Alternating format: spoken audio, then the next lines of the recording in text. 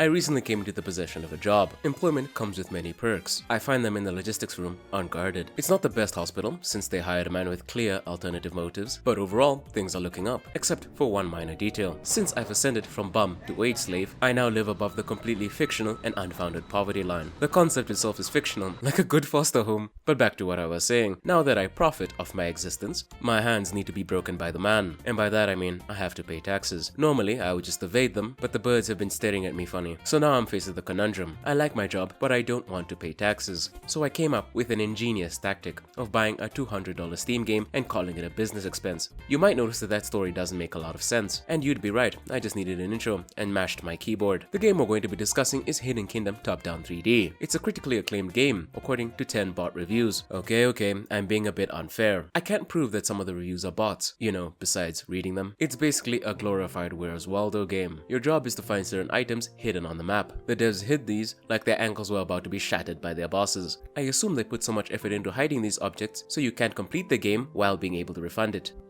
Cause they're charging the GDP of South Sudan for this game. Opening the game, you are greeted with one of the most bare-bone main menus I've ever seen. I kid you not, you could probably make this faster in HTML. I really appreciate the devs telling me I can click with my mouse. The warning came just in time. I was planning on throwing it at my screen. You can usually gauge the game's quality on the amount of graphical options they give you. Graphical options allow devs to accommodate all sorts of systems, from high-end to low-end. Now that I've said that, this game doesn't have options. Well, technically it does. It allows you to leave and play. Straight down to business. I can't complain. So, the gameplay. It's constant squinting. On the bright side, nothing is animated, so you won't get distracted. I made an insane amount of progress, gaining 6 achievements in one shot. The game said I went up 6 levels. There are no levels in this game. On the bright side, the music.